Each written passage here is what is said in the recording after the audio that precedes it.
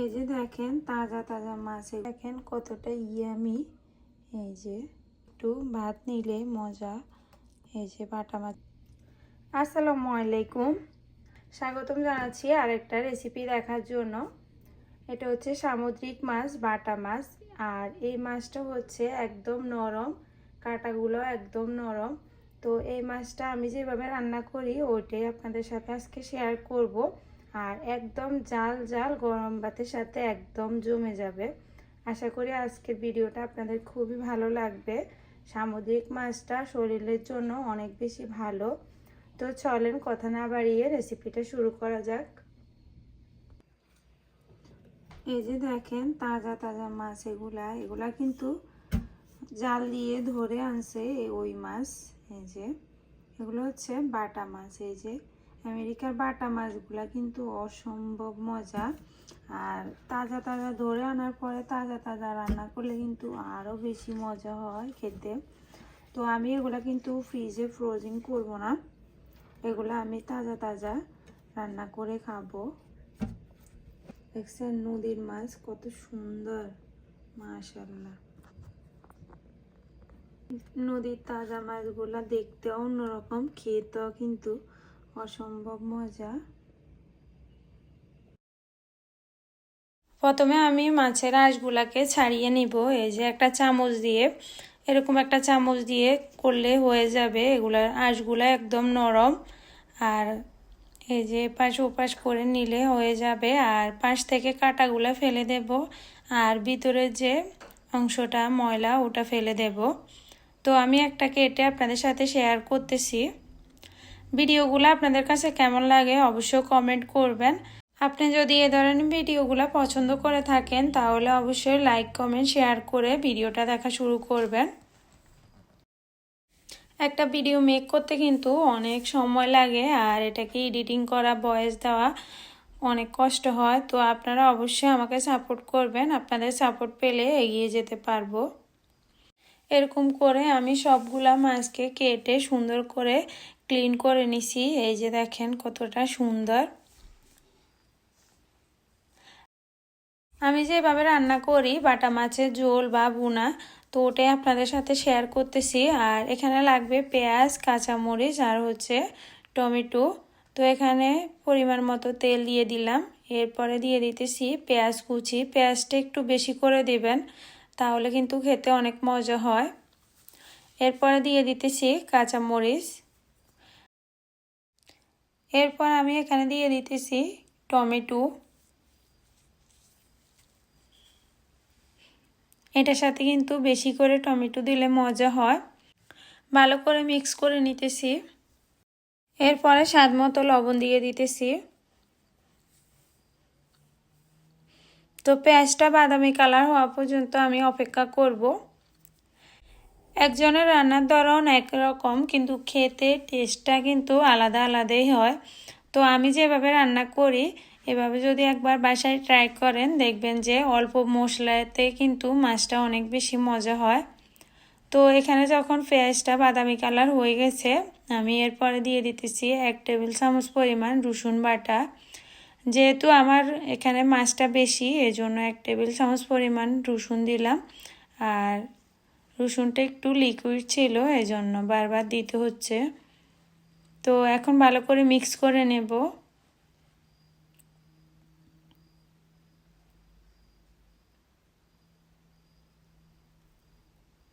এরপর এখানে দিয়ে দিতেছি 1 চা চামচ পরিমাণ হলুদ গুঁড়া।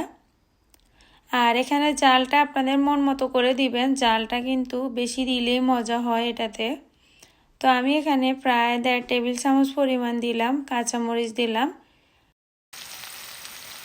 এটা কিন্তু আলু দিয়ে রান্না করলেও অসম্ভব মজা। আলু দিয়ে ঝোল করলেও কিন্তু অসম্ভব মজা হয়। তো আজকে আমি আলু দিয়ে রান্না করব না, এমনিতে ভুনা করব। তো এখানে আমি আর কোনো ধরনের মশলা অ্যাড করব না, জাস্ট এইটুকু। এখানে শুধু আমি রসুনটাই ইউজ করেছি, অন্য কোনো মশলা ইউজ করব না। ভুনাতে অন্য কোনো মশলা ইউজ করলে আমার কাছে ভালো লাগে না। আপনারা বাসায় এভাবে ট্রাই করে দেখতে পারেন। অসম্ভব মজা হয় কিন্তু। তো এই পর্যায়ে আমি একটু পানি দিয়ে দেব, কষানোর জন্য একটু পানি অ্যাড করে দিতেছি।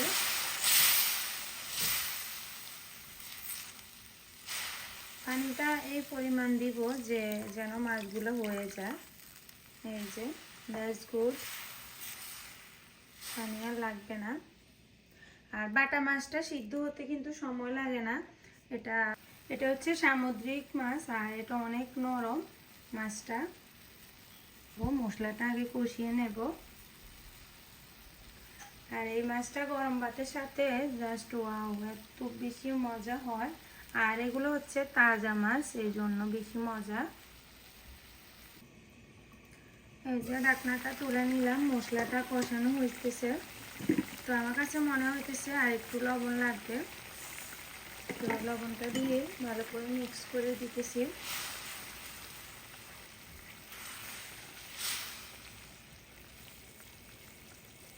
তো এই পর্যায়ে আমি মাছগুলা দিয়ে দেব, এই যে একটা একটা করে। রান্না করতে কিন্তু বেশি সময় লাগে না, আর খেতে কিন্তু অসম্ভব মজা।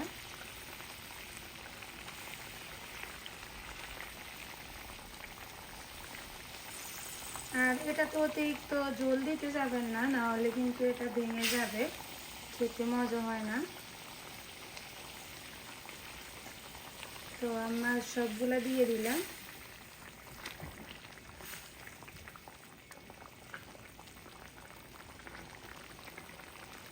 সবাই মাছ রান্না করে কিন্তু একজনের রান্নার ধরন একরকম। হয়তো কেউ এটার সাথে অনেক বেশি মশলা অ্যাড করতো, আমি করি নাই। অনেকে অনেক রকমের রান্না, এক একজনের রান্নার টেস্ট কিন্তু এক এক রকম। তো আমি যেভাবে রান্না করি অনেক মজা হয়, তো আমি আপনাদের সাথে ওইভাবে চেষ্টা করি দেখানোর জন্য। তো এই যে এই পর্যায়ে আমি দিয়ে দিতেছি হাফ টমেটো, এভাবে ছোট ছোট করে কেটে দিয়ে দিতেছি। আর এখন একটা ঢাকনা দিয়ে দেব। তো এটা ঝোলটা একটু কমে যাবে, এর সাথে সাথে মাছটাও সিদ্ধ হয়ে যাবে। তো মাঝখান দিয়ে একবার ঢাকনাটা উঠিয়ে আমি হালকা করে একটু নেড়ে দেব। কালারটা দেখছেন মাশাআল্লাহ কত সুন্দর হয়েছে। তো এখনো তো ঝোলটা কমবে, একদম মাখা মাখা হবে। তো এই যে ঢাকনাটা আবার দিয়ে দিলাম। এই যে এখন ঝোলটা কমে গেছে। অনেকে এটাকে ভেজে নেয়, ভেজে রান্না করে। তো আমার কাছে মনে হয় যে ওইভাবে থেকে এভাবে বেশি মজা হয়। তো এই পর্যায়ে আমি দিয়ে দিতেছি ধনিয়া পাতা। ধনিয়া পাতা দিলে অসম্ভব মজা হয়। তো এই যে ধনিয়া পাতাটা দিয়ে একটু রেখে দিতেছি 5 মিনিটের জন্য। এরপর আমি উঠিয়ে আপনাদের সাথে শেয়ার করব। এই পর্যায়ে চুলাটা আমি অফ করে দিছি।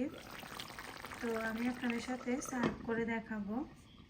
এই যে দেখেন ফাইনাল লুক। ভিডিওটা কেমন লাগছে অবশ্যই কমেন্ট করে জানাতে ভুলবেন না। আজকে এ পর্যন্ত, আল্লাহ হাফেজ।